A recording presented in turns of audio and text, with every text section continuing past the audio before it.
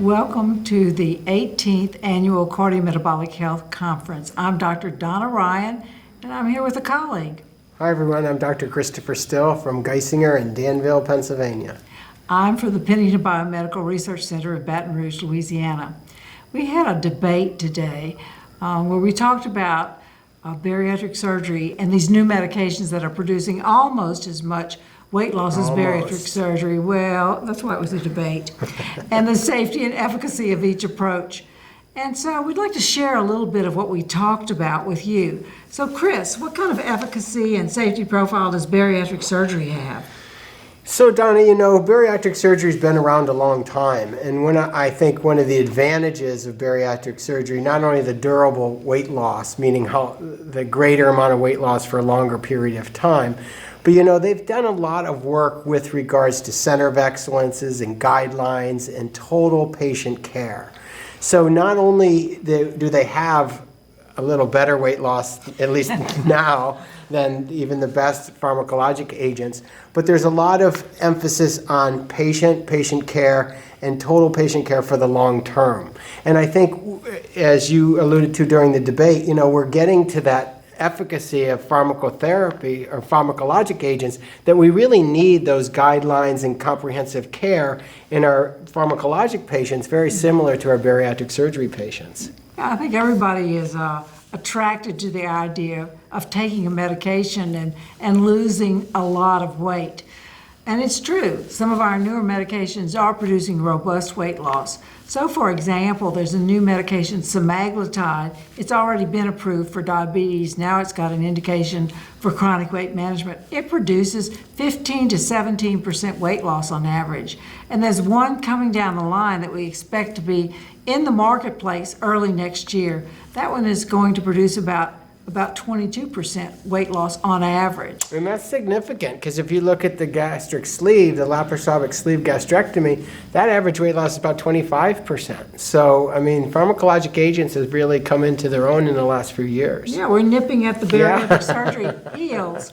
But you talked about having in place, a fellowship programs to train the surgeons and centers of excellence, to where they do quality control and track their results. And I think bariatric surgery already has in place a lot of support for patients who are losing a lot of weight. So they get mental health counseling, dietary counseling, physical activity counseling.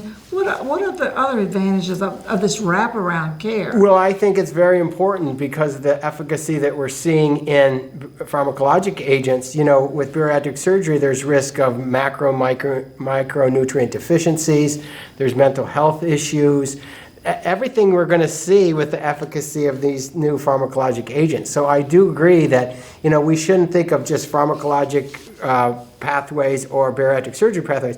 I think we need to think more globally of a true center of obesity and weight management, and whether you go into pharmacologic agents or bariatric surgery, it still encompasses that same type of structured, comprehensive program. And many times patients need both. Yes, absolutely.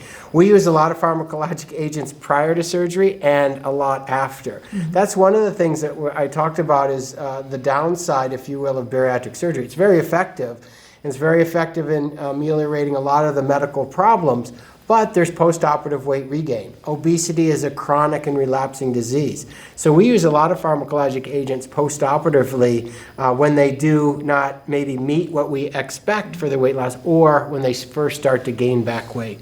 Yeah, but Chris, these procedures are safe. Give us an idea of how safe they are in terms of the surgery itself. The surgeons and anesthesia have come a long way. So if you look, just to say a CABG, a heart surgeon, or heart surgery, a hip replacement, a lap chole, a laparoscopic bariatric surgery procedure is safer, quote unquote, safer of all of those.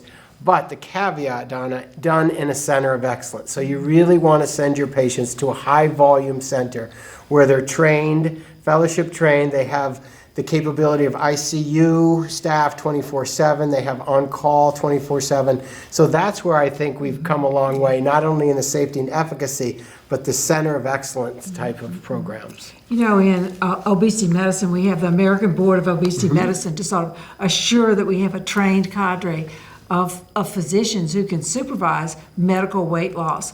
I think that, for sure, understanding the physiology of weight loss with these new medications which produce so much robust weight loss, that is extremely important. Because patients, when you lose a lot of weight, we need to make sure patients have adequate nutrition, that they're planning for the long term and trying to preserve lean muscle mass and function with physical activity, that we're supporting them psychologically. It's a huge change when you lose a lot of your body weight. It changes your relationship with those around you. It changes your relationship with yourself. So doing that safely is really, really important, and physicians need training. It's not just simply a matter of writing a prescription. So I think one of the things that I really liked that we did is we talked about how we could work together, and have surgeons and medical providers work together and really sort of the best approaches for individual patients. I think we've got a lot of research that needs to be done. What do you think? Yeah, absolutely. I think that, first thing that we discussed is that even though there are these great surgeries and surgeons and pharmacologic agents, less than 1% of patients that meet the criteria for pharmacotherapy and bariatric surgery undergo or are prescribed. So there's a huge opportunity, number one. So I do agree these center types of comprehensive weight management programs are really best served for the patients. In addition to the American Board of Obesity Medicine, there are increasing fellowships for obesity medicine. So if you are a family practitioner, a pediatrician, internal medicine, and have an interest in special training, year-long training in obesity medicine, there are 17 or 18 different programs now in the United States.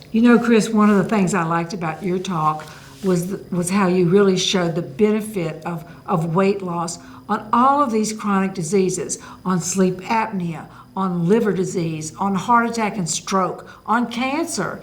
And so, the real promise of good weight management is that we'll be able to modify all of these chronic diseases, which are really the public health burden of the 21st century. So we have to work together. Yeah, we have to. And to date, bariatric surgery produced that weight loss, but now it's a clean slate, as we talked about. There's going to be just as much, I hope, amelioration of fatty liver disease, sleep apnea, diabetes with this generation and next generation pharmacotherapy. I don't feel like you won the debate, No. or I won the debate. I think The we're still patients friends. won the The bet. patients, that's right. And we're still friends. That's right. Always.